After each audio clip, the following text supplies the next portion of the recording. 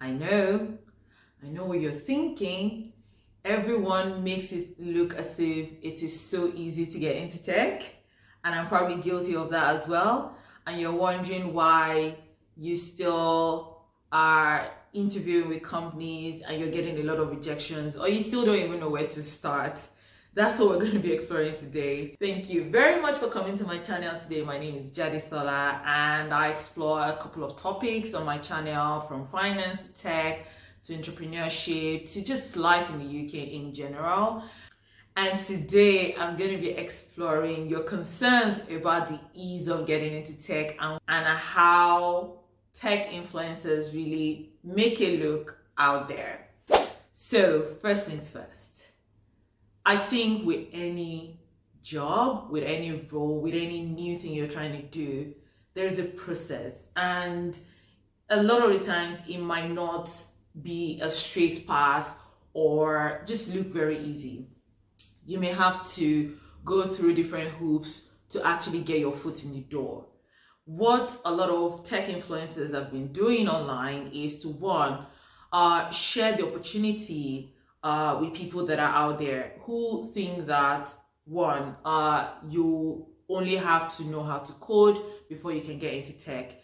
They are also sharing the opportunities in terms of, you increasing your income or your salary because the tech industry pays well. Some of them are sharing this, side of tech that looks like it's so glamorized, so that people who are minorities and feel like maybe getting into tech is unattainable for them, they are also trying to show people that it is possible to get into it. So I'm not going to fault anyone for pushing out content that makes it look like it is easy, because the truth is, for some people, it's actually easy. However, right, this is the truth. Getting into tech, whether you're transitioning or you're experienced, getting a new role in tech is not that easy. It can be a daunting process. And here's why. For people who are trying to transition, there is that process of trying to figure out exactly what you want to do in tech, what roles you're interested in, which companies you're interested in. There's so many things that will have to go through your mind and you have to process before you can even take the leap, right? The other thing that you have to even think through when you finally think of, a role that you're interested in is there may be a learning curve to actually be ready to step into that role. Some people have to take some courses, some people have to take some certifications, some people have to go and just, upskill themselves in certain technologies to be able to transition and get some of these roles. So that is number two. Number three, and this is the part that I think a lot of people find most challenging, is the interview process. I'm not going to lie to you. The interview process of working in any tech company, whether it's a big tech or maybe some unknown tech companies or even startups, is not that easy. I'm not telling you. So I'm right here in the UK, and the interview process is usually about 3 to 4 stages depending on your role or your level, right? And it usually consists of, the introductory stage, basically, where you are speaking with the hiring manager. The second stage for most interviews could be the behavioral interview stage, where they're asking you questions about certain scenarios that you might have been in your past career, like, oh, tell me about a time that you had maybe a challenge with a stakeholder and how did you navigate that. Then the third stage, or the stage that a lot of people fail at, is the technical stage. Now, it could be that you have to look at a case study and come and make presentations to a panel, or maybe it could be like a coding interview. It could be just a bunch of things in that technical stage. And then there's another stage that some companies even do, which is like a culture fit stage, where you would interview with maybe 5 to 6 colleagues that you might be working with if you eventually join the company, and everybody is asking you questions and they're really trying to assess your fit.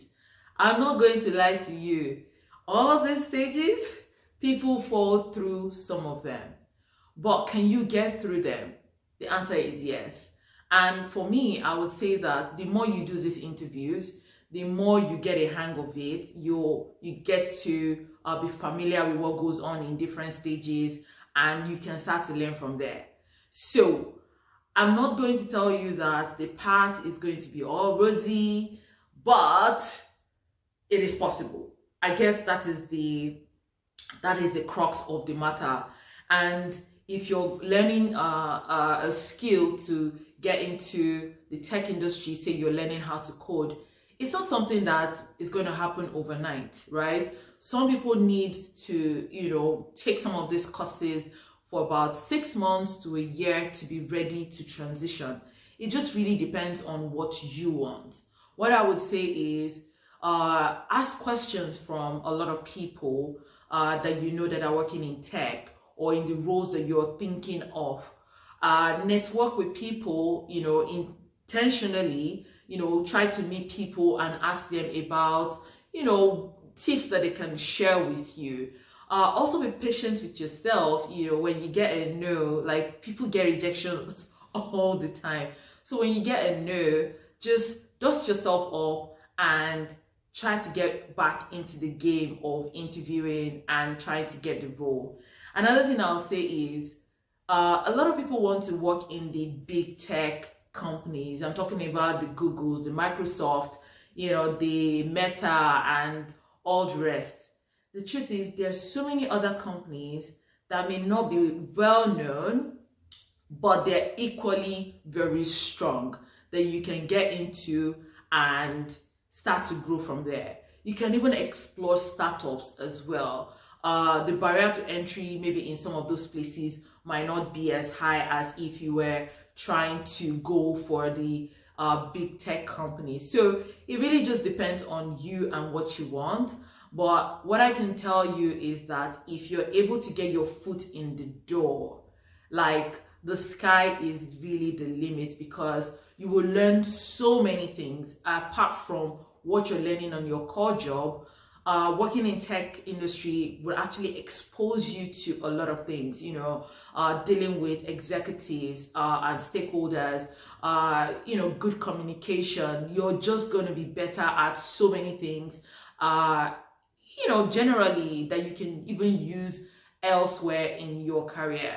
So with these few points of mine, I hope I have been able to convince you and not confuse you about the ease of getting into tech. If you like this content, please make sure you share and make sure you subscribe. And I also want to know your experience of trying to get into the tech industry. Please make sure you leave your comment in the comment section below, and I'll see you next time. Bye.